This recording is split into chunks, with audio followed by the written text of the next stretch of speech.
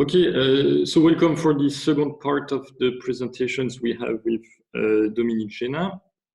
And so for today's lecture is going to talk mostly about VMS deposit and orogenic gold deposit and the use of semi-volatile metals for exploration for this type of deposits.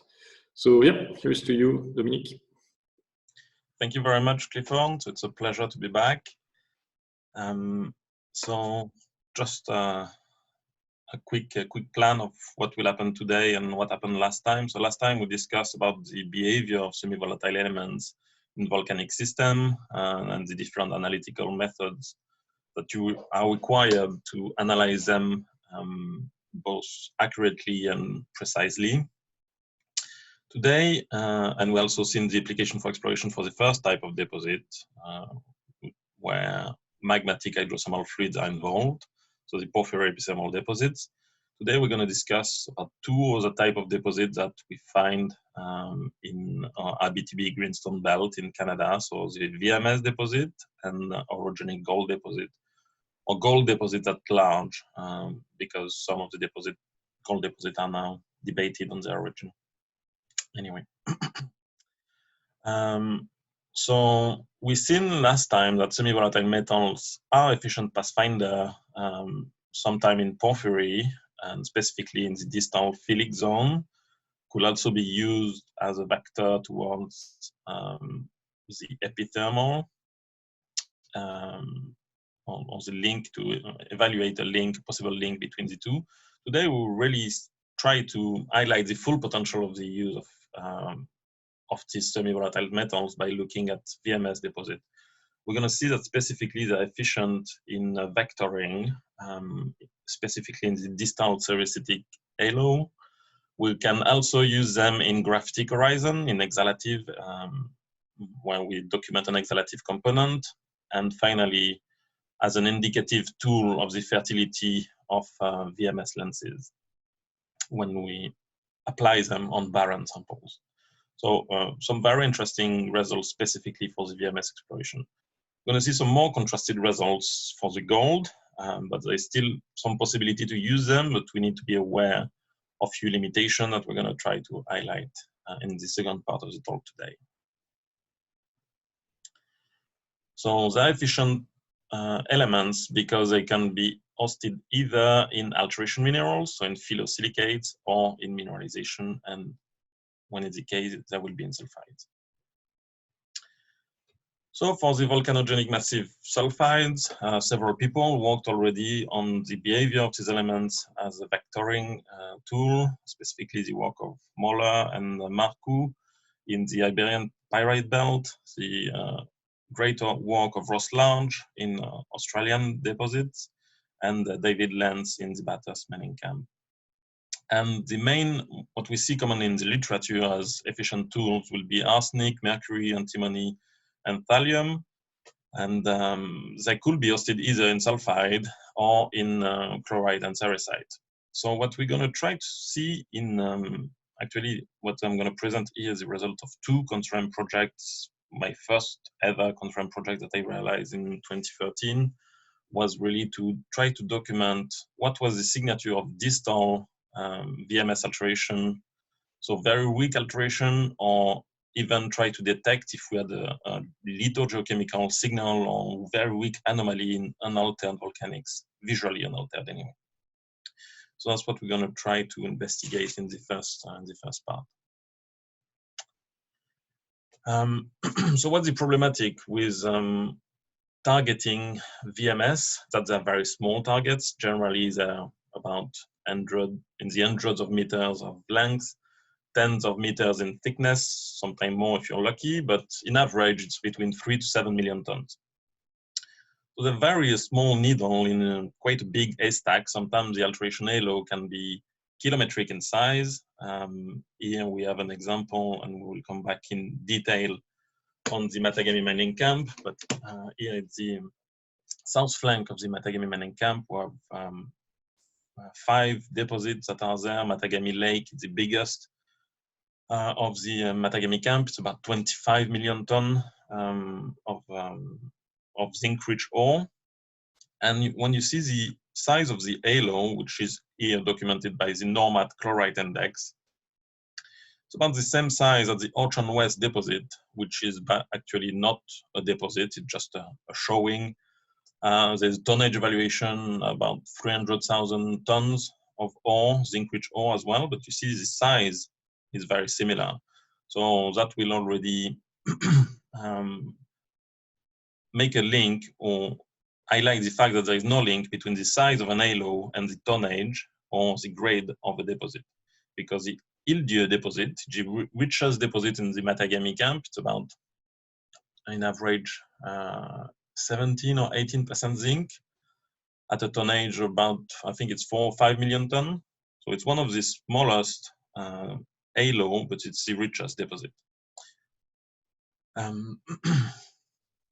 So the problematic here, it's like, if we have no link between the size of the halo and the grade, we can't really use it, but we still want to use the halo to try to find the deposit because the superficie is much wider, so it's easier to target the halo than directly the mineralization. Specifically in Matagami, but in other places in the world, it's not a trivial problematic, and we're going to see the example of Brace-McMacLeod deposit. The alteration halo was discovered in 1960. But it took more than 40 years to find the deposit within the halo.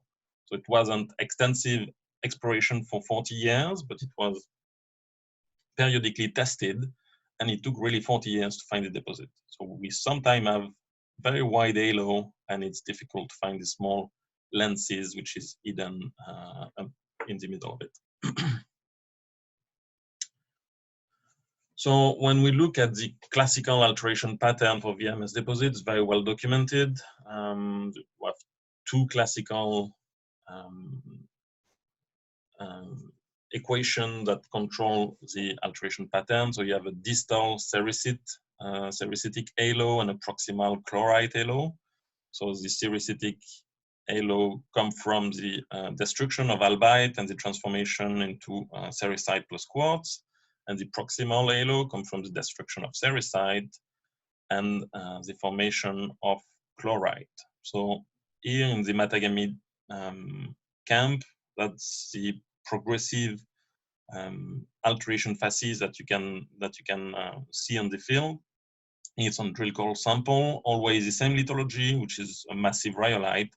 So you see this color, very typical of the sericite alterations, and proximal green chloride, very proximal black chloride, and in the core of the deposit, which is fairly typical for Matagami, you have these talc core or talc chimneys, which give this apple green color, and you see here stringers of massive sphalerite in it. So you have variation on the theme, but it's more or less always the same pattern, which is sericite distal, chloride proximal. I won't go in the detail of how we form a VMS deposit, that's not the point. I just want to highlight something that's, I think is important, and it's the difference of pattern of circulation of fluids in the or below the seafloor, and we're going to try to highlight the difference between advection versus convection and what's the effect of this type of alteration in the distribution of the alteration. So what we call advection will be the transfer of water horizontally. So there is barely no vertical component, and that will be the main distinction for convection. Convection will have a vertical component as well as an horizontal component. So when you expose some volcanic rocks to the seafloor, to the seawater, you will have very quickly some advection that will happen. And this advection will be horizontal transfer and will lead to alteration if this interaction between seawater and the volcanic is long enough. So it will be an alteration that will be highlighted by high water-rock ratio, more than 50, fairly low temperature of alteration, so around 50 to 140, low enrichment in potassium and magnesium, leaching of sodium and calcium, and we expect no leaching of metals. And below that, you can have similar style of alteration, but a water-rock ratio that will be a lot less, just linked with the lack of porosity. So that will happen really in the first kilometer or less of a volcanic intrusion.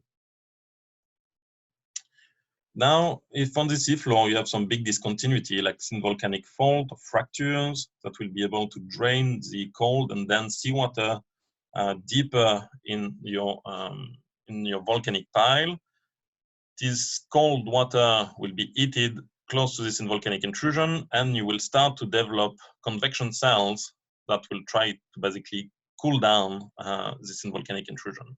That will be at a fairly low water-rock ratio until the volcanic fault or until the volcanic, the hydrothermal cells are well established. When that happens, you will have a leaching of metals just above the volcanic intrusion, and the fluid will be discharged at the seafloor, just below the seafloor. And it's really in this discharge structure, hydrothermal structure, that you will have your classical alteration pattern with chloride proximal and distal sericite.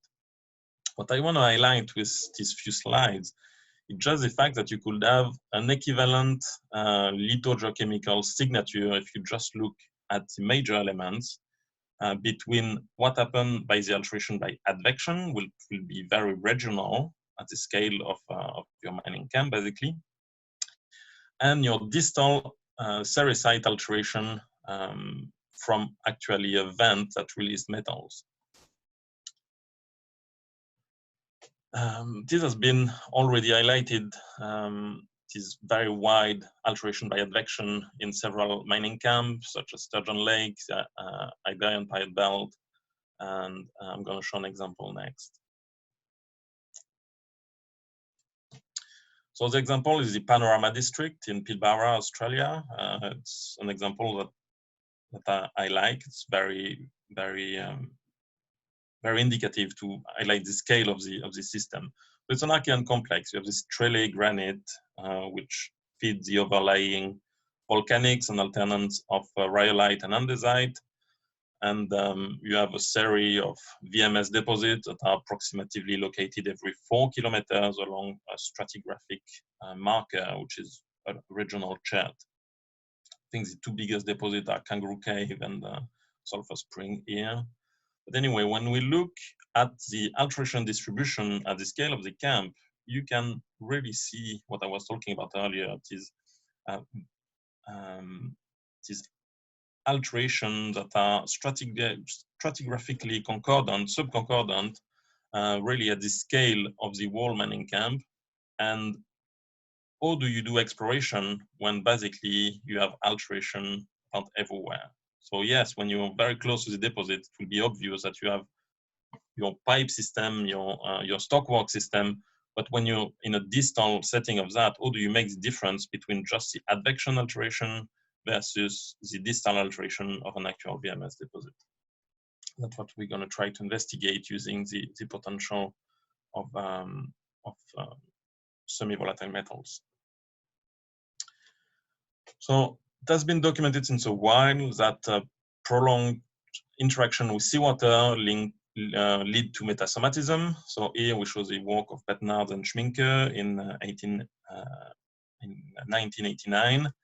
And the cold seawater alteration is clearly associated here with a loss of sodium. So that's mass balance calculation of sodium versus mass balance of potassium. So a loss of sodium and a gain in potassium is clearly associated with the formation of sericite or muscovite in your system. So that's documented. So prolonged interaction with seawater will affect some major elements. There's no big news here. It will also affect some minor and traces elements, and specifically rubidium, cesium, also strontium.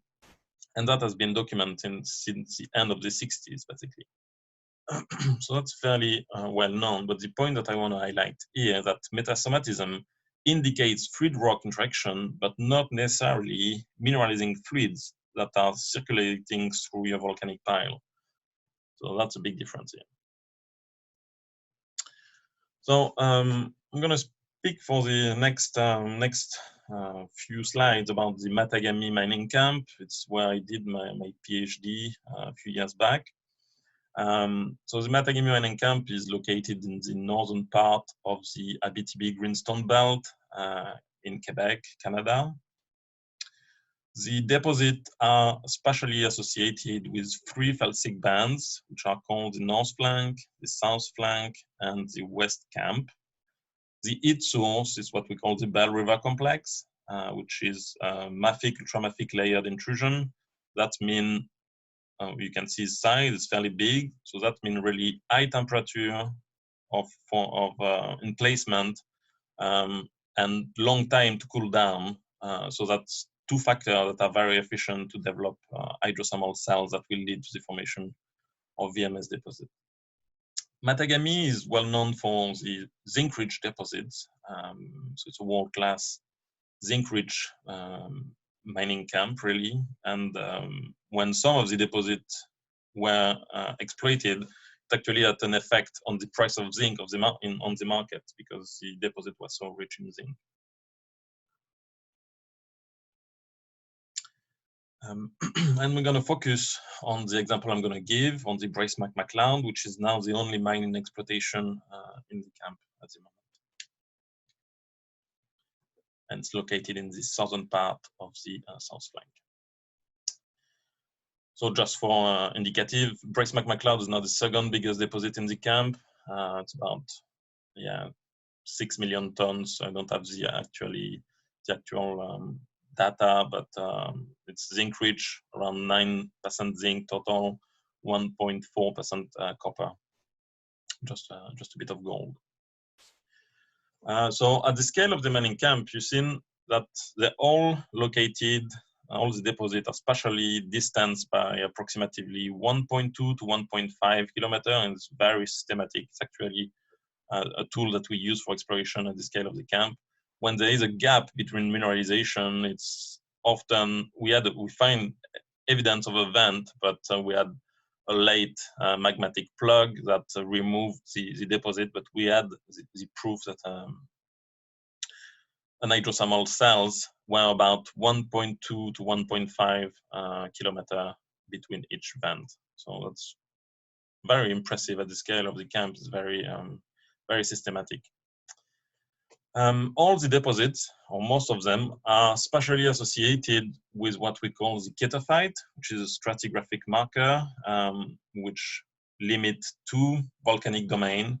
So stratigraphically below, it's only felsic units, what we call the Watson Lake group. At the base, it's a dacite, which is the source of the metals. Above, we have the Watson Lake rhyolite, the ketophyte and the mineralization, and above what we call the Wabassi group, which is mostly mafic. At the start, andesite, and above it's going to be basalt. Historically, the mineralization at Matagami was documented to be purely exhalative, but the last 2 deposits that were exploited and that I studied in depth in my deposit clearly showed that it was mostly formed by replacement processes. You can see here the geometric distribution of the mineralization. We're very far from the classical model of mound shape. It's really about 1.2 kilometer long and about 20 to 25 meter thick in the thickest part of the unit. So it's really, really far from the classical mound. We have various proofs that the mineralization formed by replacement, and one of them is the fact that the mineralization is found more or less injected in the overlying Bracemark rhyolite, which acted in this case as a kind of cap rock, but was already in place at this when the mineralization took place. So the mineralization subconcordant formed by replacement, zinc rich. Here you have a picture showing massive sphalerite with just a bit of silica between the sphalerite grains. The distribution of the alteration is mostly in the footwall in the Watson Lake rhyolite. and follow basically the distribution of the mineralization. And it will be not restricted, but it will be more important in the top part of the Watson Lake group, just because it's a different facies. The Watson Lake group is mostly massive rhyolite, but he has some kind of carapace breccia of yellow clastite, very fine yellow clastite, which was very easy to alter and replace and mineralize. So the mineralization is by replacement in the top of the Watson Lake group, in replacement in the chaetophyte, but also in replacement of the base of the brace-mac rhyolite. To study the distribution of the semi-volatile metals, we had the following sampling strategy. So we sampled two transects, one A prime, B prime. The A prime is about 3.6 kilometer long. So here, sorry, we have an incline longitudinal on the chaetophyte. So that's basically a plan of the seafloor, more or less, when the mineralization formed. Very little deformation in the area. So the brace-mac deposit is here. It's most likely controlled by recent volcanic structures. Same thing here with the McCloud deposit. I won't go into the detail of the orientation of this volcanic structure. There's a lot going on, and most of it is primary. I highlighted on this figure the different type of alterations that have been documented by the mine geologist. So in dark gray here, the strong proximal chlorite. In the core, it will be talc, very really associated with the mineralization.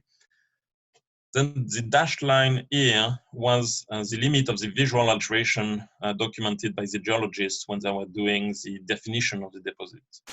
And the lighter gray field here is what we think is the actual limit of the alteration using a combination of classical lithogeochemical tools, but also semi-volatile metals.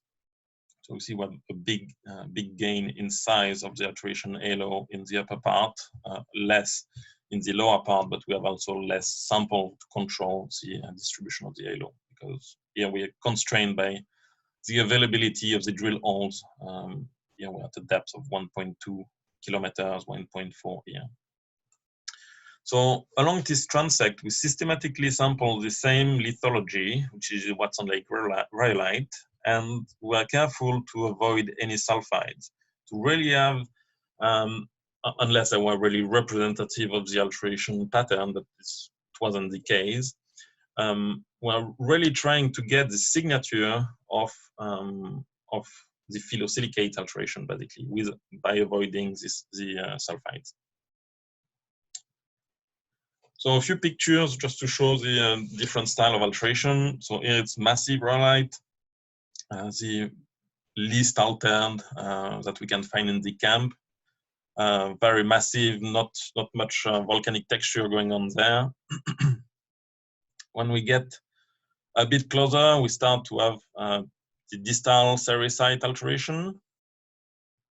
So you can see quartz crystals, but also a lot of amygdules that are filled by quartz.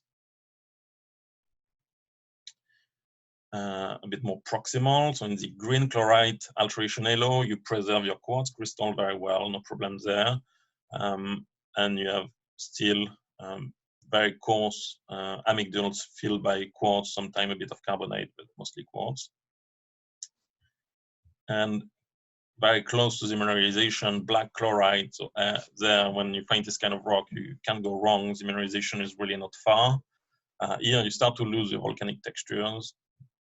And really just below the mineralization or within the mineralization, it is a talc-rich zone, which are a problem both for the exploitation for mechanic purposes, but also for flotation of the zinc. It's a problem to have talc in your system. So actually, for metallurgic purposes, you need to add an extra cell to extract the talc first before you can extract the metals. Anyway, here you can see some remain of black chloride here. So the source of talc is is debated. There is not many VMS deposits that are rich in talc, not to the level that we have in Matagami anyway. So there is different model to explain it. I don't want to go in too much depth in it. Some say it's extreme leaching, basically. So the next step after the magnesium-rich chloride formation, you go into talc. Actually, it's not a magnesium-rich talc; it's an iron-rich talc that we form in the root of the Matagami VMS deposit. Another model suppose that we could have a magmatic contribution in this deposit that could explain the formation of talc in such abundance. It's possible. That's not the point of the talk here.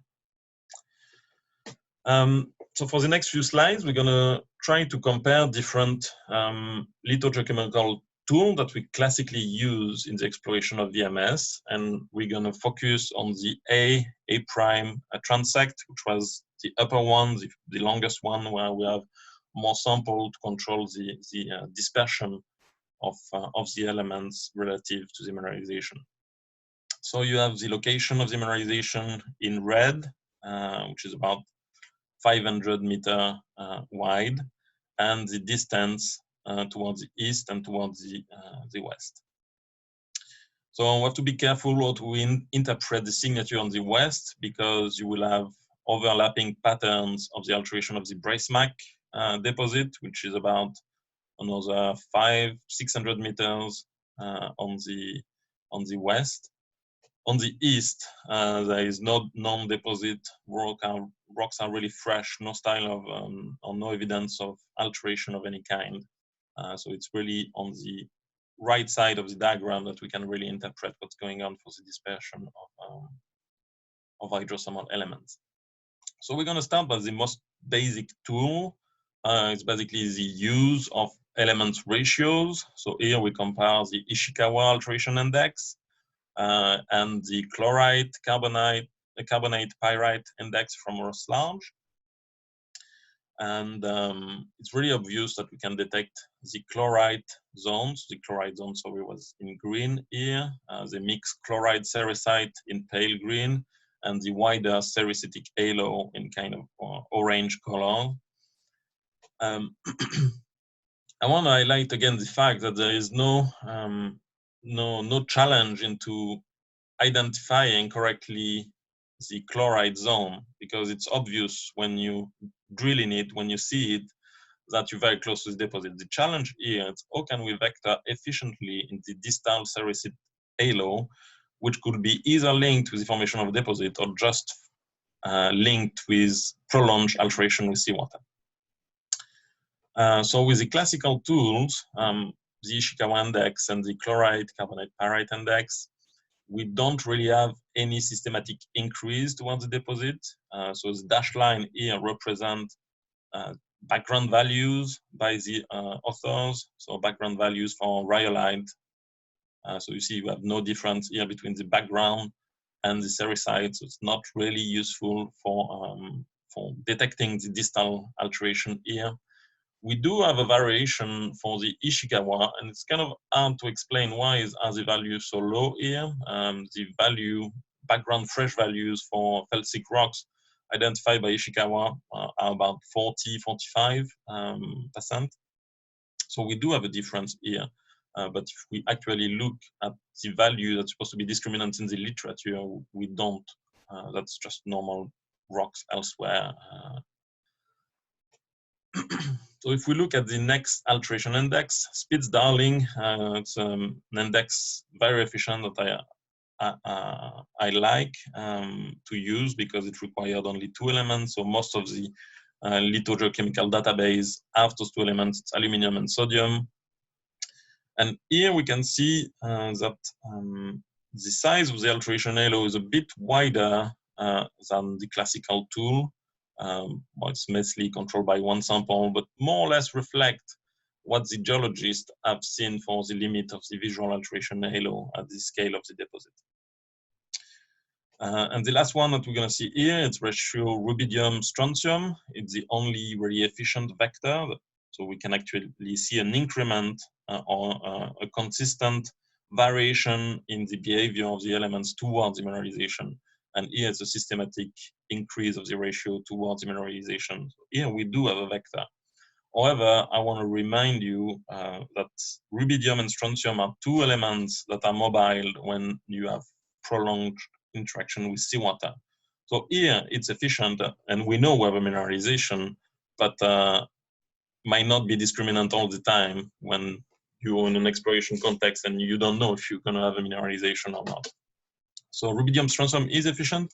It's been documented since the 70s that it's working well for different kind of mineralization, just because rubidium will increase due to the increase of potassium in the sericite halo, and strontium will decrease due to the destruction of calcic phases. So it's efficient, but might not be discriminant. Now a bit of a more evolved calculation that we can do. It's mass balance calculation.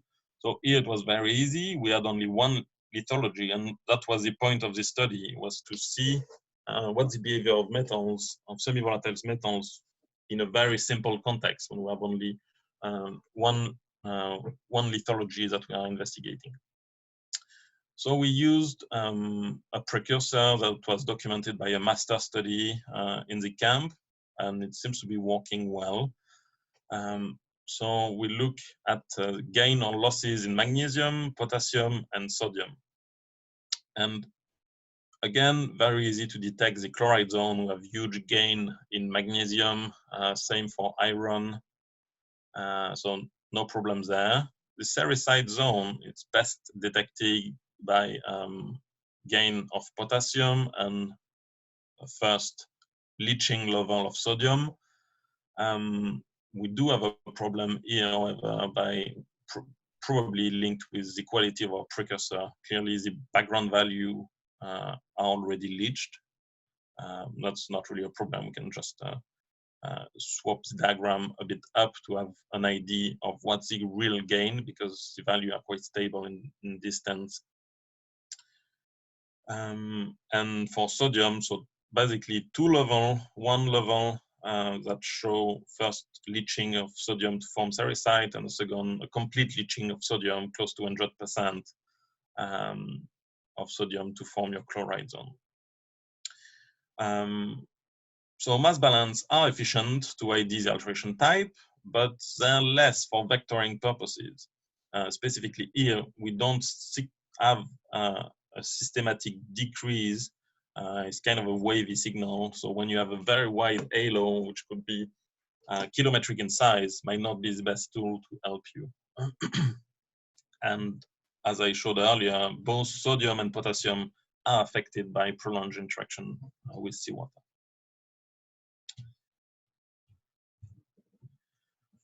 Now we're going to look at the distribution of the semi-volatile metals. Some of them have a very interesting pattern. So we have some elements that are controlled clearly by proximal alteration, by the chloride, and that will be antimony and lithium. Both those elements have been documented to be able to be incorporated in the structure of chloride. So that's not too surprising that they show the proximal, the best proximal signature. As I said earlier, the challenge is not in the chloride zone; it's really in the seristic zone. What can we find? And we have three elements that are behaving very well, but that have a different pattern. And the first one is tin.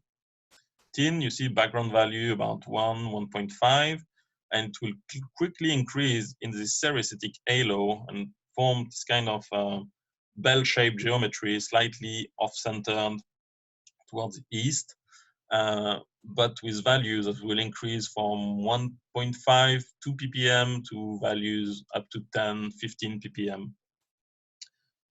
So that's an efficient one, the best signal, but that shows as well proximity within the sericite halo. To be able to have a vector, it's good when combined with some other elements that have a wider signature, and those will be tungsten and thallium. So tungsten will increase and then decrease, and will really follow the pattern of the mass balance of potassium that I showed earlier. So tungsten here is clearly as well in the structure or associated with the formation of sericite. So that's give us a wider halo than tin. And finally, the widest halo is thallium, which will progressively increase in the sericite zone. In the chloride zone, those elements, tin and thallium specifically, can't be hosted in chloride. So often, if you have a signature there, it will be linked to the presence of sulfides, disseminated sulfides. Tungsten, here it's hard to say, could be associated with this kind of signature in the center, could be associated with some sulfides, but it could also be really tiny inclusion of scheelite. We haven't tested that really specifically. And finally, some elements that systematically decrease once deposit were cobalt and nickel, and we interpret them as the destruction of original mafic minerals that were there. And when we look at the signal of thallium and cobalt, it makes sense to use a ratio because one is systematically increasing, the other one is systematically decreasing. And when we look at this ratio, it really gives us the best vector towards mineralization and also the widest. So we had a distance here about 1.2, 1.4 kilometers away from the mineralization. And we have a progressive increase from 1 to almost 3 orders of magnitudes towards the mineralization. So that's for us the best tool in the case of this deposit anyway.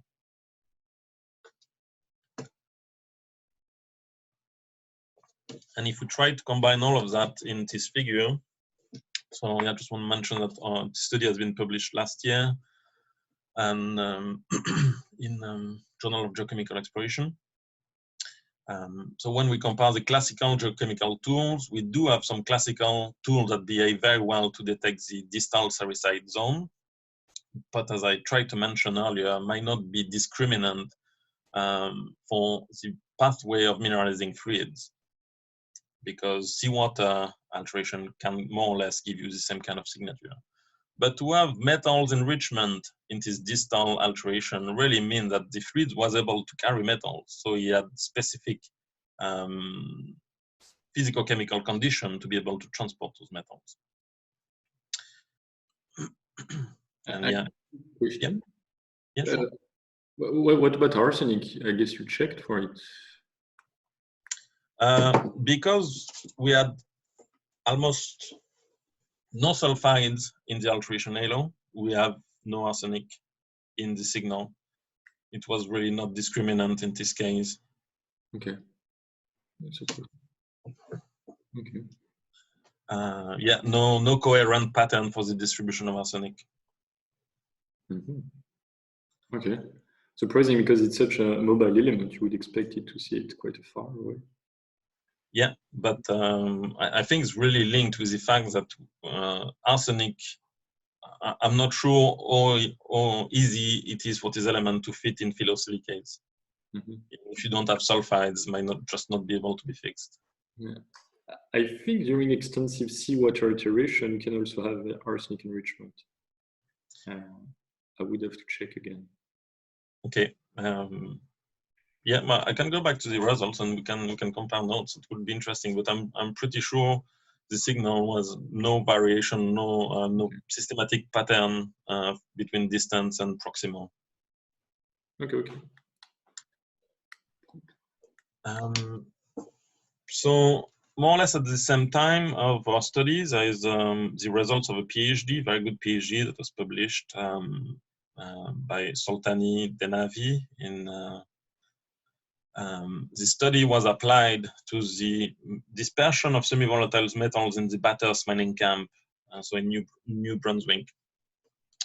Their kind of study was very different. It was very based on a mineral scale study, and it showed that when you analyze chlorite, muscovite, and biotite, you can have a signal of those semi-volatile metals. So it's kind of the proof that those metals can be either be hosted in the structure of the minerals or be dispersed homogeneously or not as a nano inclusion or a micro inclusion in the silicates. So you see the signal here for some elements like antimony, mercury, and thallium. Some signal are very stable here for both white mica, muscovite cerussite, or chlorite.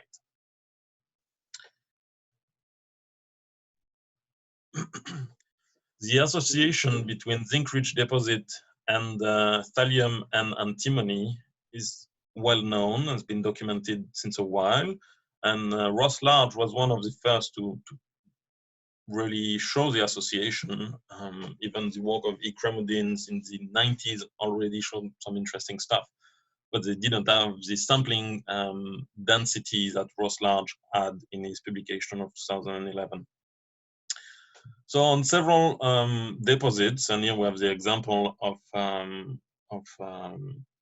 one of them, we see that often thallium and antimony show the widest halo around some of the mineralization, and you have so about 1 or 2 increase of two order of magnitude increase in thallium and antimony between the rocks that you would call your background and the rock that are proximal to the ore.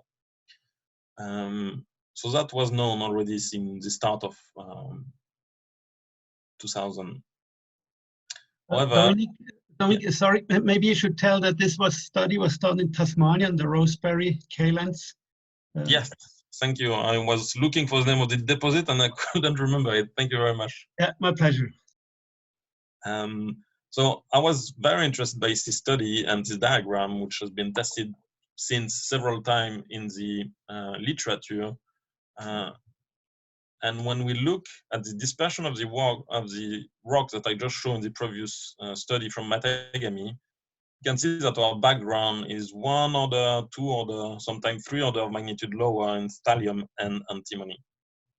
And that in the deposit, so that's massive sulfide sample, we don't even reach the proximal or signature of thallium and antimony that they had at Rosebery. So that again, just to show that there is no magical number that will be efficient for a threshold. You need to know what's the background of your rocks before you can use any kind of lithogeochemical tools. I also want to point out that in this Rosebery deposit, there is a black slate unit in the hanging wall. Black slate, black shale are well known to be able to be enriched in those deposits. So here it's just a question, and I'm not sure about it, but is it possible that this very wide halo in thallium and antimony could be linked with a hydrothermal remobilization of some of the elements in the hanging wall here, to explain why do we have such a high difference in background between what they have at Rosebery and what we have in Matagami. I know it's different settings, but still 2 order of magnitudes different.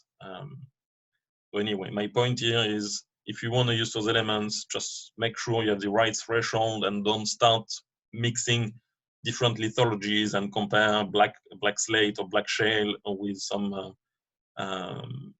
rhyolite, because you will have different backgrounds value. So why thallium is working so well?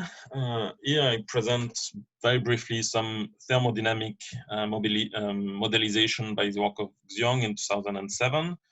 And they show very well that to be able to leach thallium from a rock, you need a temperature above 250 degrees.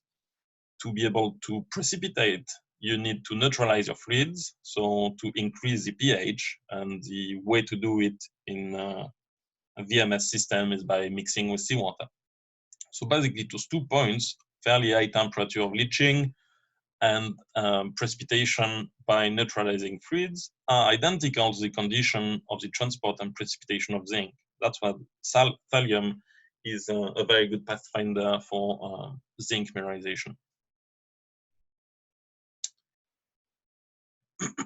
So now we show that semi-volatile metals are still in alteration minerals and can thus be used for vectoring, both laterally but also vertically in porphyry and in VMS deposit. I didn't want to put too much time on the dispersion of semi-volatiles in the hanging wall, but actually we have better results in the hanging wall than in the footwall, just because those elements, because they will have a wider dispersion, and because the fluids are going up, you will have a better signature in the hanging wall of deposits when the alteration was by replacement, or if the hydrothermal system was long enough when you covered your deposit. But in the deposit we tested, specifically in Selbe mining camp, and we'll talk about it in the next part, we had a better signal in the hanging wall. Dominique? Yeah. Just a quick question. Yeah, as you said just before, that the thallium is really good for the zinc. Do you know if it does also apply for maybe more copper-rich VMS? In all the copper-rich VMS that we tried, well, it's because there's a distinction as are we looking at the mineralization, or are we looking at the alteration halo around a copper-rich deposit? Mm-hmm. I did not add any sample yet around a copper-rich deposit of the signature of the alteration halo. That will be interesting to document. I don't have the answer. In the sulfides, though, when it's copper-rich, there is no thallium. Okay. Yeah. In the data set we have so far. And I will show it in the next part, actually. It might be a temperature control, right? Because copper is more high temperature and zinc and thallium are maybe lower temperature for precipitation. Yeah, exactly. Actually, when you have copper, you have selenium. Selenium is the best pathfinder for copper. Okay, cool.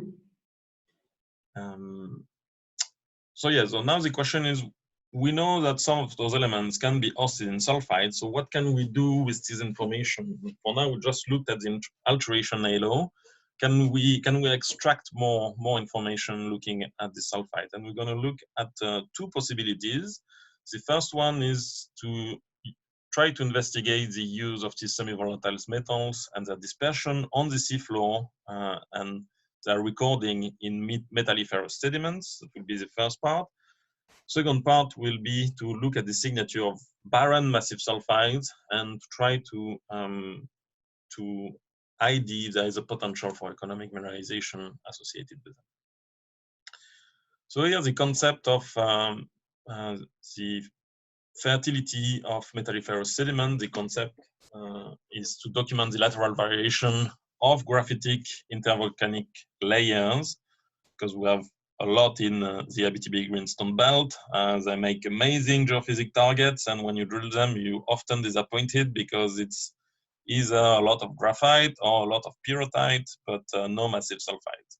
However, there is some well-known deposits that are specially associated with such horizon. The best example is Kidd Creek. Everybody wants to find a Kidd Creek. So can we try to develop some tools to vector along those graphitic horizons? So what do we mean by metalliferous sediments? We have to imagine that we have an active vent, black smoker, that's spreading a lot of particles in the seawater. Some of them will quickly sediment, and then when they sediment, they will record some of their chemical signature. So these metalliferous sediments are all these yellowish material here around active sulfide vent. We know the concept is efficient. Here we show a bathymetric profile from Klinkhammer 1986 at TAG, where they systematically analyzed seawater above the vent to see what was the dispersion of the hydrothermal plume in the seawater.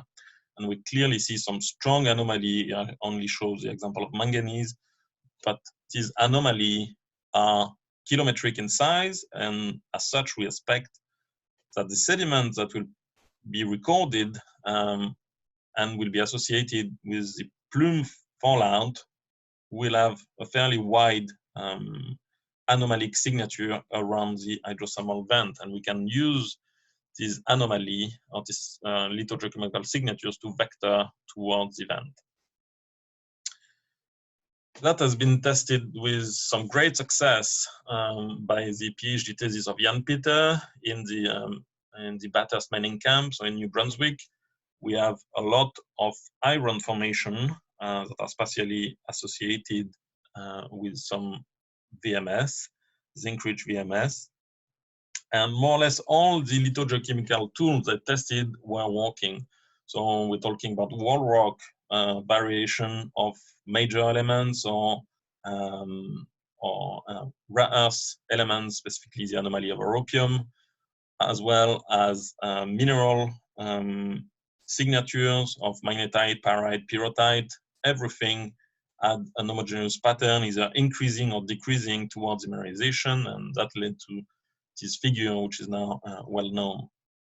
Here we have a zoom of the ETH steel horizon associated with some of the mineralization in the camp, and we display the thallium values, and you clearly see some clustered of high values that are spatially associated with some known mineralization. So we know the concept is working, specifically when you have a very high chemical component, like in an iron formation. It's more complex when you have a high component of detrital component, because the hydrothermal signal is diluted by the detrital component. So you need to work a bit harder to try to identify something that's working.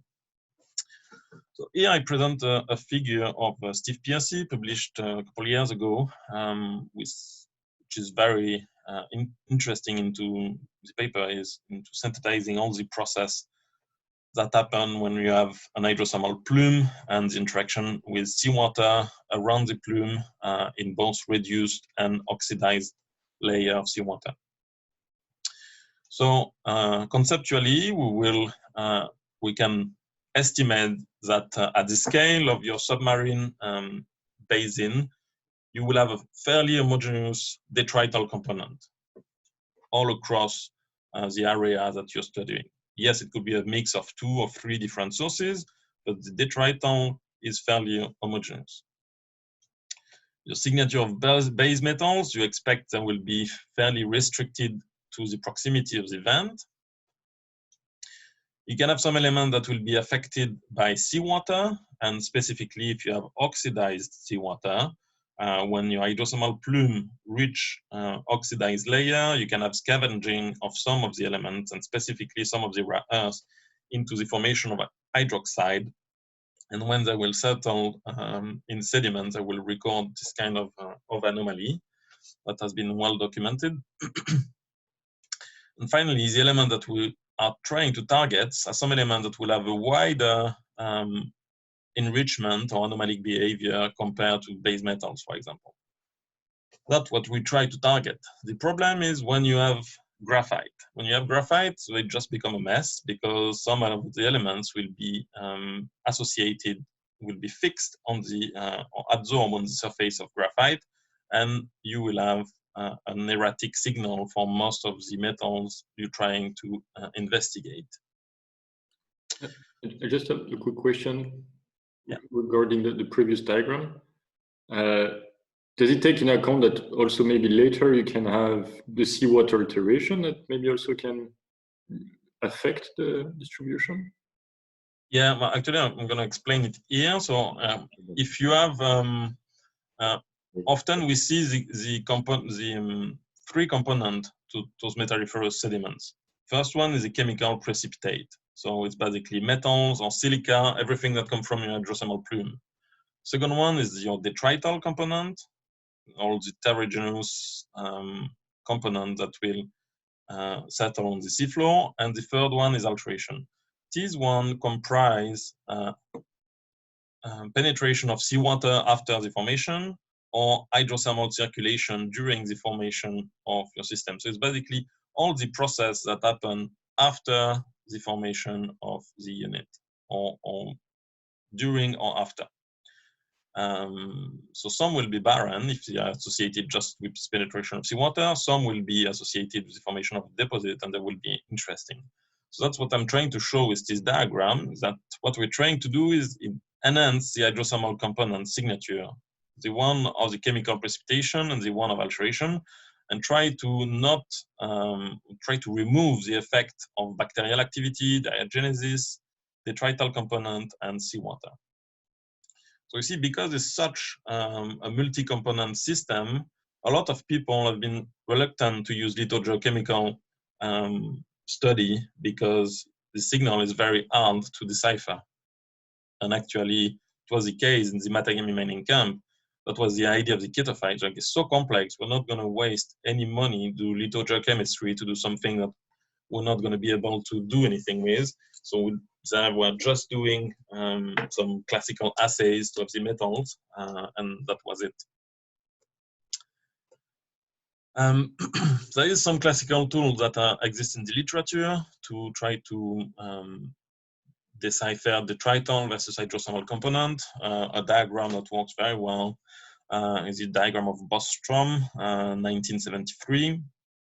Iron over titanium versus aluminium over aluminium plus iron plus manganese. In this diagram, aluminium and titanium both account for the heterogeneous component, whereas iron and manganese account for the metalliferous or hydrosomal component of the diagram. So actually, with this diagram, you're able to try to put a number on the metalliferous contribution. So you see a 20%, 40%, 60%, 80%, and you have the end member. So the in blue here, the pelagic sediment of the Pacific, and in red, the end member of purely hydrosomal metalliferous sediments from the Red Sea. That's working very well as long as you know that you have a metalliferous sediment, or that you know you're playing with the sediment. It's easy when it's fresh and modern. When it's at a higher metamorphic grade, it's a bit more complicated to make the difference between some sediments and some felsic units, for example. Anyway, the other tool that's well documented in the literature is the use of rare earth elements, and specifically the europium anomaly. So here we look at the behavior of, at the profile of rare earth elements of some end members. So you have the seawater, which is characterized by a negative cerium anomaly when you're talking about modern seawater, and a positive yttrium anomaly. And the other end member is high temperature hydrosomal fluids, which are characterized in kind of a weak bell shape, and very strong europium anomaly. So to have an europium anomaly, it's normally indicative of reduced and high temperature fluids. I just put here the equations that I recommend to use. There's several ways of calculating the europium anomaly. That's the one I recommend. And all the other elements need to be normalized to the normalization values that you are using. But anyway, the europium anomaly here is an indicative of favorable conditions for efficient hydrosomolism, high temperature and reduced fluid, so favorable condition to transport base metals in your system, basically. When we combine these two tools, and that has been done by the work of Risheva in 2007 in the Eastern Mainus Basin, and we look at the signature of volcanic silt and metalliferous sediment. The first ratio that I presented, aluminum over aluminum plus iron plus manganese. Here we add copper to highlight the economic values of the metalliferous sediments. I remind you, the lowest the value is, the higher the hydrosomal component is. So here we have high values, and progressively we see a decrease and then an increase again.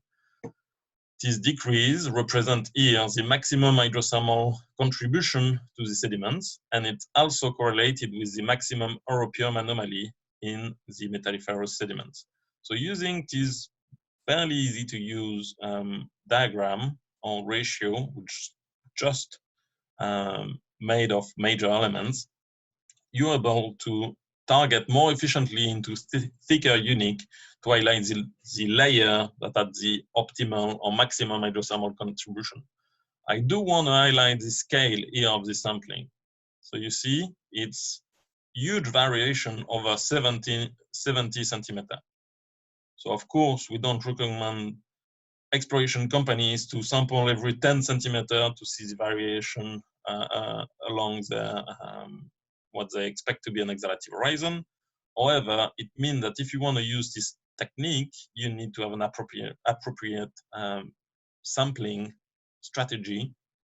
So what we propose is to have a meter-long sample if you have units that are fairly big, to do it several times in your area to really focus your sampling strategy on the part of your horizon which will have the highest hydrothermal contribution. Anyway, so that was just for the concept and the theory. We tried to test the behavior of semi-volatile elements, because again, it's often the problem to have a good database with accurate values of semi-volatile metals, because it takes specific analytical methods to have good results. Anyway, we had this database using one open file that was published by Mark Ellington in 2012, and it's still in Abitibi, but on the Ontario side this time, and it's an area around Kidd Creek, Timmins, and the Potter Mine. So it's close to 1,000 samples, and here these samples have been specifically chosen as the samples that explain a geophysical target. So most of the time they're graphitic horizon, sometimes they're massive sulfides, and most of the time they're barren.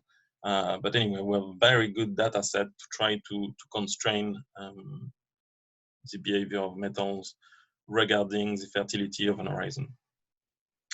As I mentioned before in the first part here, was such a complex multi-component system that it requires a statistical approach to be able to really try to constrain each component of the system.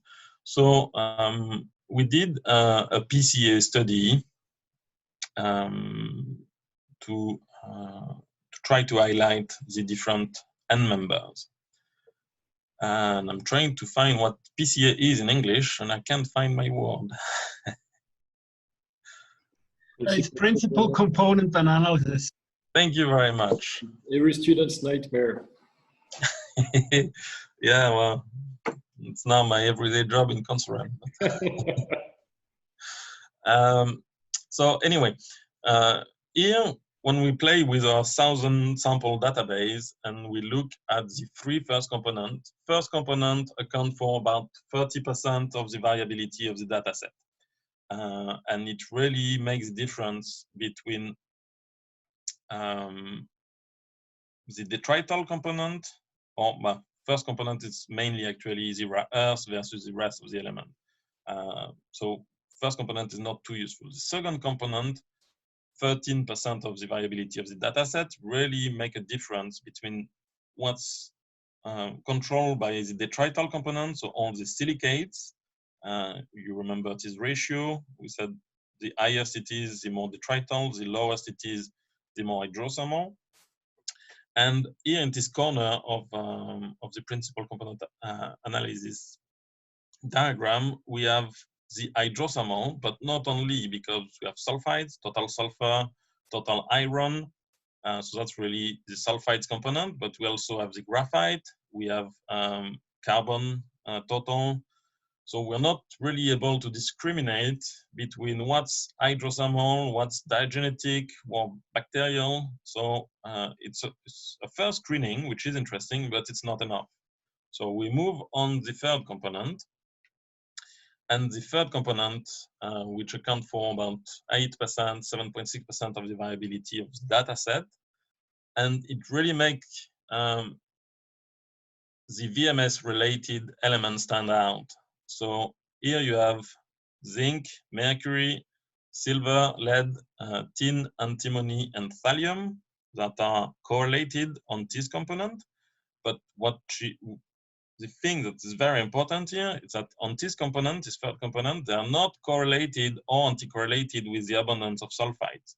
So here you're able to make the difference between barren horizon, or anyway in theory, horizon that will be barren, associated with massive pyrrhotite, for example, or a lot of graphite, versus an horizon that will have the right assemblage of elements that we know are spatially associated with VMS deposits. When we actually... Just a quick comment.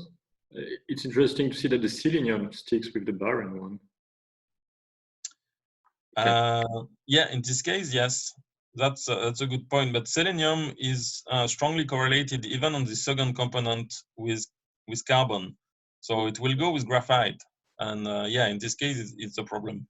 When you have graphite, you can't use selenium. Okay. How come it's correlated with graphite? That's a good question. I do not know why. I don't know. Okay. So here the color code is the lithology. So when we actually plot our sample on the diagram, you will have the argillite greywacke in gray, the one with graphite in black, and the one colored here in pink will be barren massive sulfide that have been analyzed in the data set. So here, actually, if you want to look at horizon that have the potential to be associated with VMS, you need to look at this third component and specifically at the behavior of this series of trace metals or semi-volatile metals. And because I like statistics, but as I said to one of my students, to do a PCR analysis, it's when I do that, it's because I accept that I failed to understand my data set.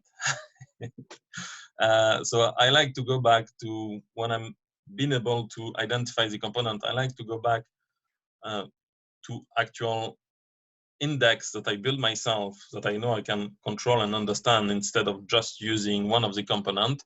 And the idea here was to combine two index that we know are efficient for vectoring in along graphitic horizon or along any metalliferous sediment horizon. Actually, the first one is the europium anomaly. So we build different threshold. Positive anomaly is more than one. Here we put a first threshold as 1.6 as a threshold to be potentially interesting area. And we combine that with a VMS graphite index that we built in this project. And it's the standardized sum of silver, tin, antimony, and thallium. Why standardize? And here you have the equation to do standardization of your data set. It's just for each element to have a similar weight. It's not to have an element that will be hundreds of ppm versus another element that will be 0.1 ppm. So you do standardization. So each element have the same weight and add the same value to the index. So using that, we accept a threshold about 90% of a value of 0.8. And when we look at the spatial dispersion, combining both elements, so here the color code is the index, and the size of the bubbles is the europium anomaly. We're going to look in 2 or 3 places specifically, in the area of Kidd Creek and in the area of the Potter Mine here. So we put targets as different categories when they have either both or one of each tools, I values. Anyway, I don't want to go into the detail of how we build the categories, but basically all the big bubbles here are favorable signature. First, we have to prove that the approach is working. So there is here 1, 2, 3, 4 horizon where we know we have a graphitic horizon that are spatially associated with some VMS showings. And each time, so the VMS showing are the squares, each time we know we have a targets nearby. So that's kind of the proof here on the chance horizon. There are actually 2 or 3 favorable signature along the horizon. Rusty Hill, that's a very long horizon, graphitic horizon. There's a little showing here, but actually what we say is the favorable signature is about a kilometer to west or where the showing is. So that kind of shows that the approach is valuable, and it's even more valuable when you have the right signature and you have no showing in the vicinity. That just now is becoming target. Same in the Potter mine. Potter mine is hosted in ultramafic rocks, but is spatially associated with the graphic horizon. It's one of our best values, and nearby we have another anomaly with no mineralization detected. Same with the shallow river, zinc and gold. Here we have favorable signatures that kind of indicate that the approach is working. Don't want to go into much more detail on that.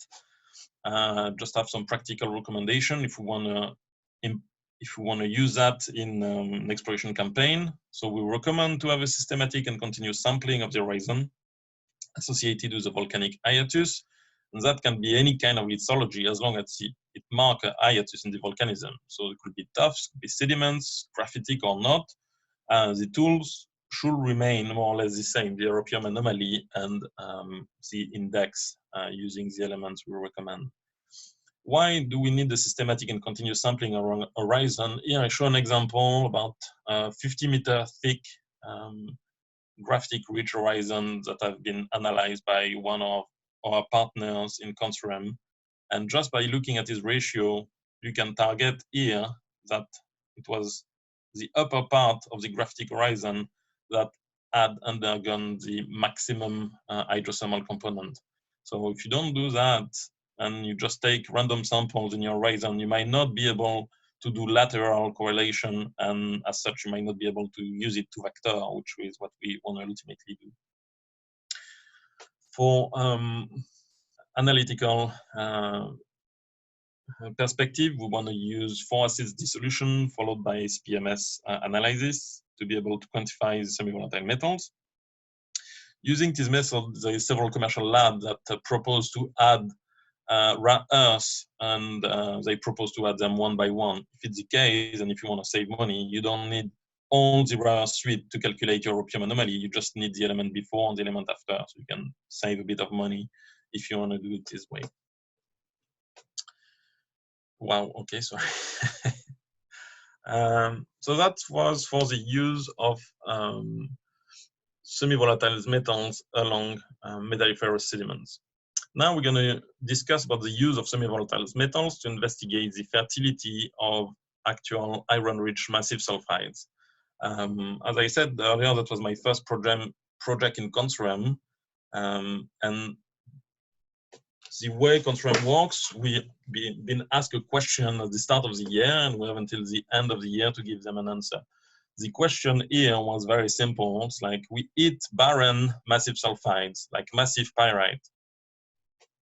Is there any way we can use these samples to be able to predict of a zonality, an economic zonality within the deposit? Is a zinc-rich deposit or copper-rich deposit based on the chemical signature of barren massive sulfides? The challenge here is to get a data set of barren massive sulfides, because nobody likes to work on barren stuff, but it is very important if you want to develop a tool based on that, because it's fairly easy in ABTB anyway to find barren massive sulfide deposit, and it's a very valid economic question. It's how long do you work on this barren stuff, or how much money do you spend on something that will be very barren? We are lucky to have, again, due to an open file from the Canadian survey, working on the Flin Flon Snow Lake mining camp. So Flin Flon Snow Lake, it's a huge mining camp at the border between Manitoba and Saskatchewan. And here we have about 400 massive sulfide analysis of barren showings of actual mines, and most of them are from the same age, but with some more recent, mostly barren VMS deposits that are in this area here. Dominic, just one question. I think all the examples you have shown from Canada were Archean, and now we move to Paleoproterozoic. Isn't that correct? That's correct. Thank you. Yeah, that's correct. And I'm going to show an example after when we come back. Here, I'm going to develop the tool because we had the data set. And after, I'm going to come back to the Archean to prove that it's still working in Archean. But that's correct. That's Paleoproterozoic. So in this data set, we had 40 ore deposits. Some were mine, some were showing, some were barren. So I can show you all the barren here because some did not add any tonnage evaluation. But anyway, in this diagram, I'm showing the total metals estimated in the deposit as a function of the million tons, and also as a function of the copper zinc ratio, to show that in our data set, we can really divide it between some copper-rich deposit versus some zinc-rich deposit. That really come from the style of deposit that is in the Flin Flon Snow Lake mining camps. These copper-rich are mostly mafic hosted VMS type. When we use all our samples, one of the limitations of the data set, and it's important to be stated right here, is that the database was built as a function of historic samples. Some were not localized, some were not necessarily representative of the mineralization. And as such, you can have some zinc-rich sample, but from a barren deposit, or you can have copper-rich sample from a zinc-rich deposit. But anyway, that's what we had to live with because it was very hard to find a database. But anyway, we need to keep that in mind. So here we go further and divide our data set into four types. So we really have the zinc-rich deposit where the sample are characterized by a zinc-rich signature. That's not a surprise. We have samples that come from copper-rich part of zinc-rich deposits at the open square, and we have the orange circle, which are copper-rich deposits. Now, all the black symbols come from showings or barren deposits. So some will have good values, but they don't have the tonnage to be economic.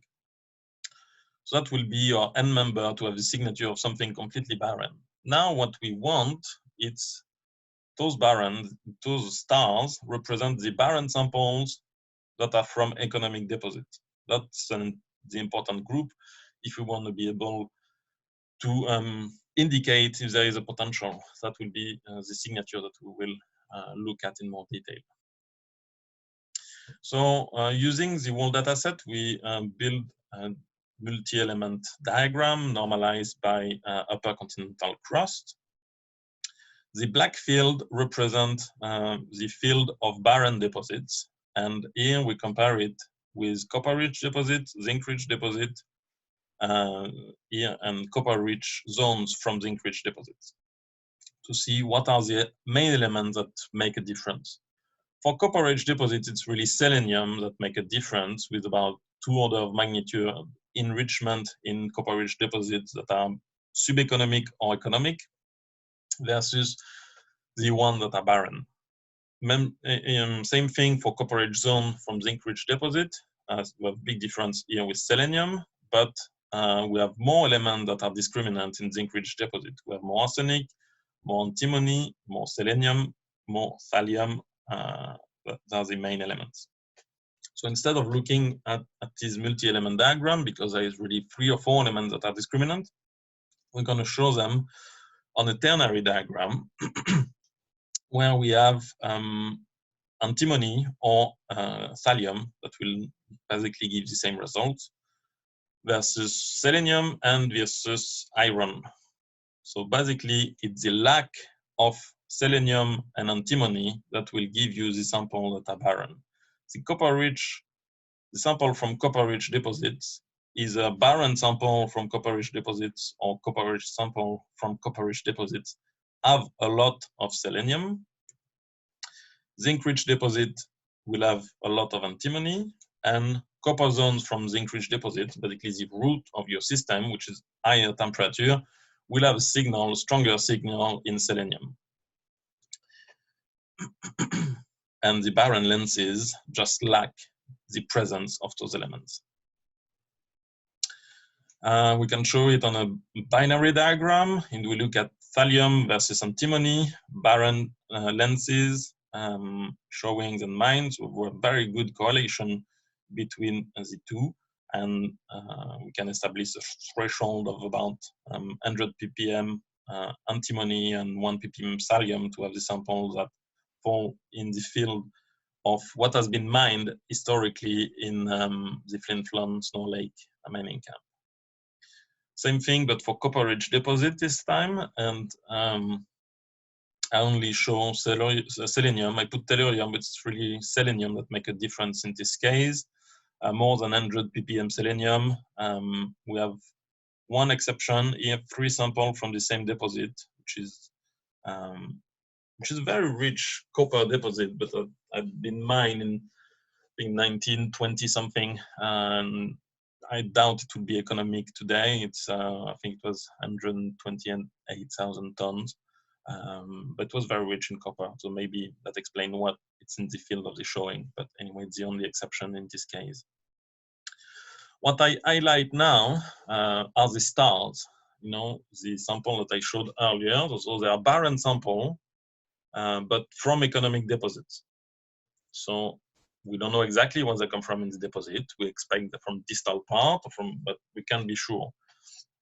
Anyway, those barren samples have the actual signature of copper-rich deposit or zinc-rich deposit, but there is 1, 2, 3, 4, 5 exceptions in this case of barren samples from economic deposits that do not display the right signature, and we will try to understand why in the next slide. Before that, so as Dennis mentioned it, that was for Paleoproterozoic. Us in Consortium, we try to develop tools in Quebec and in Archean rocks. So we try to apply it in Archean deposits, and specifically in Archean deposits that are specially associated with graphic horizon. So here we display the signature of Kamkosia, Kit Creek, and Terminus, and we compare it with the field of Flin Flon, and we see we have a fairly good correlation, maybe less antimony and less thallium in the case of these 3 deposits here, but otherwise the correlation is fairly good. Now, if we compare this pattern with the signature of barren lenses, basically a massive pyrite or massive pyrrhotite that are associated with graphitic horizon, you can really see that there is a difference in signature, but for the base metal that's obvious, but also for antimony and selenium, and yeah, it's mostly these 2 elements that will be discriminant here. So it kind of shows that this approach, it's working in Flin Flon, but it will also work in older rocks in Archean settings. And now if we come back to why it might not be working in some cases, I worked a lot to try to associate a metamorphic grade to each of the 40 deposits in the Flin Flon Snow Lake, and we can clearly see that there is a metamorphic effect. So at green schist, the diagram is working fairly well. Upper green schist still working. When we hit amphibolite, we can clearly see a loss of the antimony, but the selenium remain. Same thing at amphibolite and upper amphibolite, we have no antimony left, but selenium remain. So that means we have a loss of the semi-volatile metals that are not in direct substitution in the crystal structure of pyrite. Selenium is in direct substitution, and as such, it will remain as an interesting discriminator between barren lenses and something that could be economic. But if we want to use this approach, it's important to understand the limit, and the main one is the metamorphic facies. Green schist is working fairly well. Higher than amphibolite, we start to lose the elements. So that was the concept that we developed in Contrem in 2013, and since it's been applied in several cases by our partners. And here we look at the Selbe mining camp. Selbe is a very interesting area. It's about 100 kilometers west of Matagami, fairly similar setting, but here we are clearly at a transition from submarine to subaerial. Selbe was interpreted, I think, in the 90s to be an Archean epithermal. But in the margin here, we have some deposits that are clearly VMS. So Selbe mine is now closed, but was 56 million ton at 0.9% copper, almost 2% zinc, silver and gold. We're going to show some results from the B26 deposit, which is highly deformed, but it's a VMS, 6.2 million ton, 1.3% copper, almost 2% zinc, 45 ppm silver, alpha ppm gold. And here we specifically asked our partner, which was SOCHEM, which owns the claim in the area, to test our approach. So using mostly barren sample from the copper zone, from the zinc zone, and from some barren lenses that are higher up in the stratigraphy. And that's the result they came up with. So here we compare 4 samples from the copper ridge. Here we look at the drill hole. The stratigraphy is inverted, so you have the footwall in the upper part and the hanging wall at the base, and the position of the copper zone and the zinc zone. So in the copper zone, you clearly have a strong selenium values, fit fairly well the field of flin-flon, not for tellurium. That's just because the analytical method they use is just no good for tellurium, so that shouldn't be taken into account here. These strong negative values, that's in this case here, it's meaningless. But it's characterized by the right amount of selenium. The barren sample was not completely barren. Actually, they have about 1% zinc from the most barren they could find from the zinc-rich zone. It's characterized by the right value of selenium, antimony, and thallium, whereas the barren upper zones, which are clearly barren, here you look at the values of copper and zinc, really lack the presence of selenium, antimony. They do have a bit of thallium though, but it's because they're especially associated with some sedimentary layers. So that's why it's more robust to use antimony in this case than thallium. And when we display them on our ternary diagram, we have the right signature for copper-rich and zinc-rich, and the barren one that are higher in the stratigraphy and that are really barren, really lack the presence of these two elements. So that has been tested in B26 and in other settings in ABTB, and the discrimination diagram seems to be working well so far.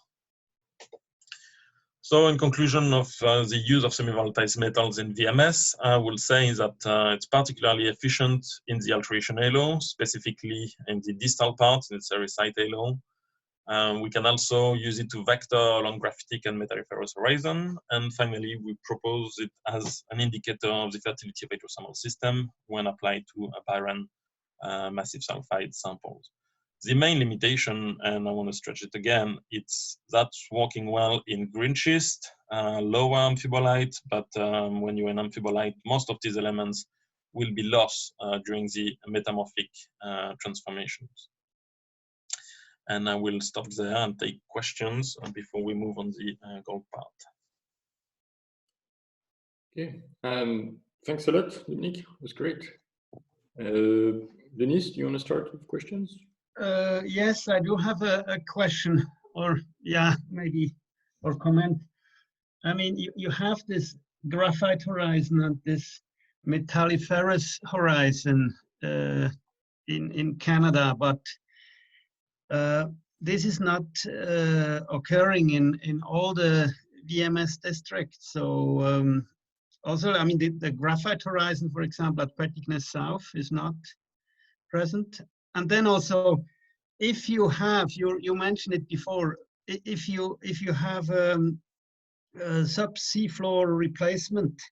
So basically you would focus your metals to stay in the lenses and not being dispersed. So that's actually even better. So I mean, with mechanisms like this, you would also expect to have less of these metaphilous horizons on the seafloor, because they would be bound in a replacement scenario. Can you clarify this a little bit, maybe, Dominic? These two questions. Yeah, I completely agree with that. It really depends on the style of the mineralization you will have. Is it replacement or is it exhalative? I do want to precise that even when it's exhalative mineralization, you will still have a replacement part in the deep part of the system. So at some point, it just became a war between people that wanted to be everything to be exhalative and people that wanted everything to be by replacement. The reality, as usual, is probably in between.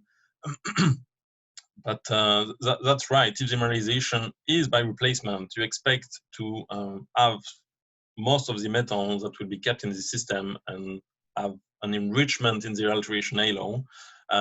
So the idea here, by looking at 3 different strategies, the approach will be similar, but the threshold will be different. But clearly, if you have find the proof of a hiatus in your volcanism and you want to use it to vector, then you can use this tool. Now, if you lack any proof on the field of metalliferous horizon, but you find some alteration, you can also look at the behavior of the elements in the alteration that you will find in the field.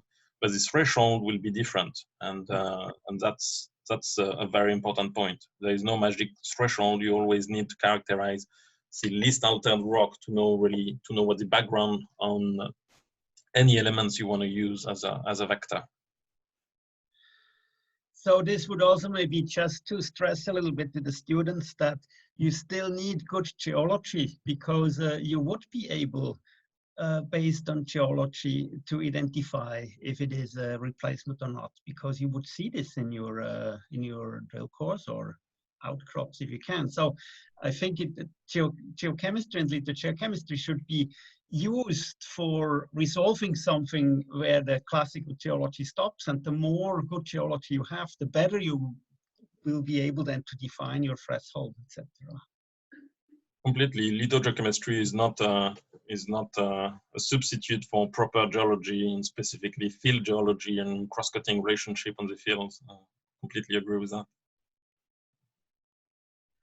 Okay, that's very good. And maybe this just leads me to a little bit follow-up of this. You have shown these thin volcanic faults, yeah, on your diagram. And some of them, that was very interesting. Some of them, they were related to bringing the water down, yeah. So this would be the recharge zones, and some would be the discharge zones, yeah. So now, I mean, if it comes to exploration, I think it's very important, and I know about some exploration companies, mining companies, they're very successful in identifying these thin volcanic faults tectonically. But then I think the combination using then geochemistry to pinpoint towards the one that is the fertile one, I think that will make the trick, yeah, wouldn't it? Yeah, I completely agree. It's fairly easy to identify an active and volcanic fault that was draining fluids towards the surface, because you will have fairly high water-rock ratio, higher difference temperature between the fluid and the rock.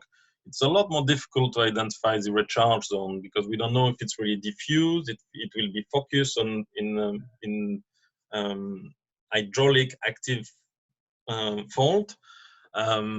So we do have to work on that, and actually we have a project where we want to evaluate what will be the effect specifically on semi-volatile elements on some fairly low water rock ratio, fairly low temperature, to know if we are able to mobilize some of those metals very proximal to the seafloor.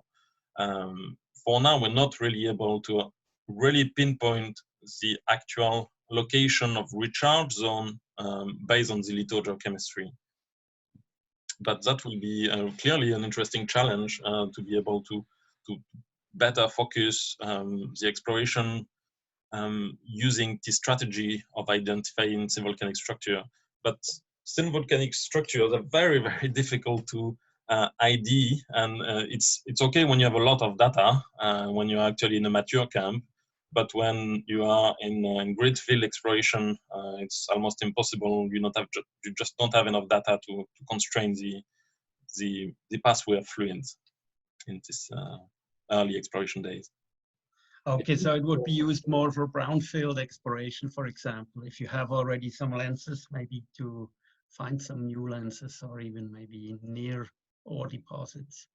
Yeah, exactly. For the strategy of specifically directed thin volcanic structures. I mean, we have some successful company in Canada that used this approach, like in the Noranda camp, for example, or in the Matagami mining camp. But I mean, the historic camp with exploitation since hundreds of years. So they have really a lot of data. That doesn't mean that the use of lithogeochemistry is useless in greenfield. It just means you need to start somewhere, and the start is to establish this threshold anyway in your area. So. Yeah, very good. Regarding the research, I think there's some work about oxygen isotopes and strontium isotopes that can tell you if you have a lot of low temperature alteration. For the recharge zone, you mean? Yeah. Yeah. Okay. I'm not aware with these isotope studies. I can try to look for some papers. Yeah, interesting. But it's isotope chemistry, so I don't know if the companies are into that. We tried in Consortium to bring some project about isotopes, but company for now they feel it's too academical and not applied enough. Even if there's a lot of commercial lab now that propose the service of isotopes for very decent price, but yeah, the mentality in exploration companies in Canada is not there yet. Okay.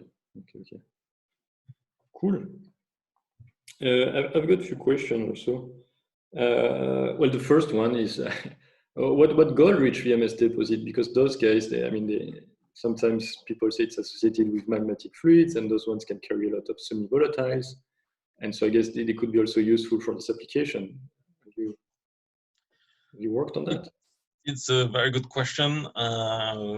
Just don't have a data set on a gold-rich VMS system.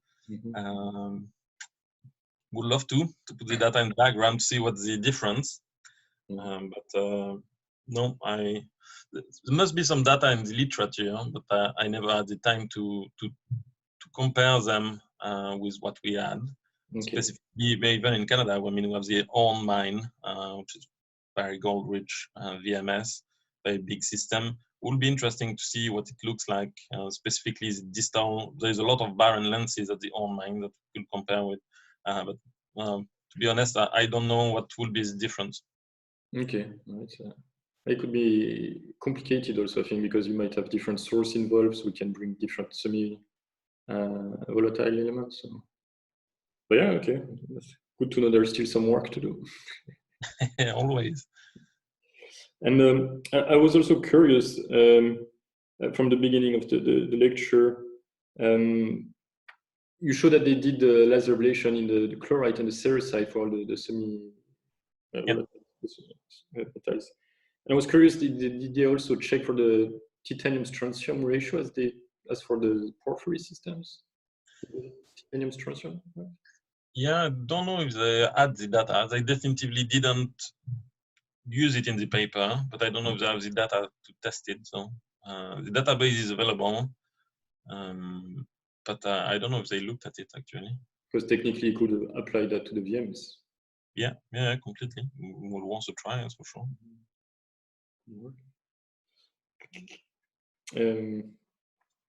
I got one other question. I was also curious for the Matagami, where you have the mineralization with the ketophyte, and you say that below that you have the rhyolitic sequence, and above that you have the mafic one. And it kind of struck me because Denis talked a lot about Petiknas deposit, where actually you have a high titanium magmatic suite, and then you have the mineralization, and under that you have a low titanium one. And so it seems like the mineralization is sometimes between two different magmatic series. Is there a reason why, is that common? Is there a reason why we have maybe mineralization in between two magmatic events or something like that? Or series? The main reason is the timing. You know, you need a break long enough to build up your hydrothermal cell and to accumulate sulfide either on the seafloor or by replacement below. So if you're between two volcanic cycles, I mean, that's the best time to develop your hydrothermal cells. It's true that in Matagami you are between two or the evolution of the same system, because everything is tholeiitic and is the same suite. Start from we don't completely have the base because it's been there is the intrusion that cross-cut it, but start with dacite and rhyolite, and then it goes to andesite and basalt. But the actual andesite above the mineralization is calc-alkaline, so it's kind of a different different suite. And specifically in the case that shows the Matagami deposit, that doesn't happen elsewhere in the camp, but you have another rhyolite just above the mineralization. So that's about the only place where it happened in the camp where you have mineralization. So it's between two rhyolites of fairly similar composition. Yeah. But that still can be a valuable information for exploration when you have to look for difference in magmatic series. Sheet from tholeiitic or calc-alkaline or things like that can be, or from high titanium to low titanium for pelticness. Yeah. As more as a regional scale, maybe. Yeah. Okay. Yeah, it was Tim Barrett has shown it also from the Noranda district that there was the ore horizon was sitting exactly of rhyolites of two different magmatic affinities. So that was also shown in Canada. And then, I mean, it was already the early work done by Hashigoshi, I think he's called. From the Kuroko district also showed that felsic intrusions, it's a good locus, a good correlation, spatial correlation between these felsic intrusions and VMS deposits. And then Rodney Allen has shown that these are these cryptodomes, felsic rhyolitic tooth cryptodomes on the VMS deposits are on the flanks, formed on the flanks of these cryptodomes. So there is this association, interesting association of felsic rocks and occurrence of ore deposits. And then in the Skellefteå district, there's an interesting case of the Storliden deposit that is mainly hosted in mafic rocks, but there's a little bit of felsic rock as well involved. And this is exactly where in these little screens or little intervals of felsic rocks where you find the VMS deposit. So I think that was an interesting, I mean, this definitely is an interesting exploration tool. Yeah. Yeah, there is a lot of tools that have been developed over the years to try to target within felsic units. Actually, the main reason why VMS sulfide is spatially associated with rhyolite is because of the rheology of and the volume of rhyolitic melts. You know, it doesn't flow very far. So when you have a cryptodome or dome, you basically just above just in volcanic structures. So if you had any hydrothermal activity, you're basically above it. So that's the first point. The second one, just at all the fertility tools, looking at the chemistry of rhyolite. A lot has been done since the 80s by Leschers and by Hart in 2004 that shows that you can relate the chemistry of the rhyolite to the depth of formation or the depth of the source. And as such, you can have a proxy for a geothermal gradient. Basically, when it's formed close to the surface, it means that the heat source was close to the surface, and then it was more efficient to develop hydrothermal cells. So the classification F3 type was the F1, which was supposed to be barren, and the source is a lot more depth. It's true that statistically you have less chance, but if you do find a deposit, and you do have a world-class deposit in F1 rhyolite, in general they're gold rich, disseminated, rich in copper, So that have some specificities, but yeah, there's a lot of potential of the using lithogeochemistry associated with felsic rocks in general. Okay, cool. Do you guys have questions? No? Cool. Maybe I've got one last question regarding the source of the metals.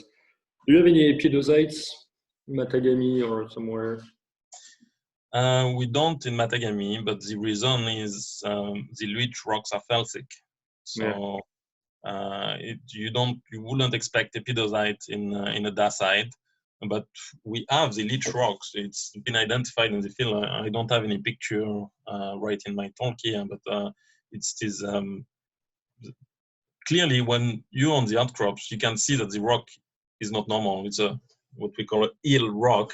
It's basically an alteration, very sericitic alteration, sericitic chloritic alteration, and that's what has been identified as the source, the leach rocks of the Matagami. But so it's kind of the same mineralogy than the alteration halo next to the deposits? Yes, that's right. Okay. But then, okay. If you want, I can do some analysis on that. Yeah, that would be interesting to know. Yeah, what happened for some of the elements, specifically the volatiles, and if these ones can be the source of your volatiles. Yeah.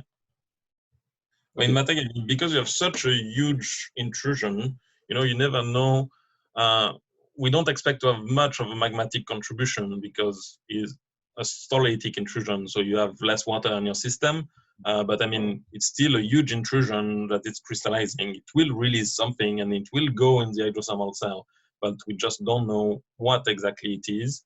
I haven't spoke at all about the magnetite, but one of the specificity of Matagami is the abundance of magnetite in the core of the lenses and the abundance of tellurium. Actually, you have a lot of tellurium in the lenses, and specifically you have altite, sometimes up to 1 or 2% altite, which is problematic for the ore, but we don't know what the source of this tellurium is. Okay, interesting. We expect it to be volcanic, but can't really prove it.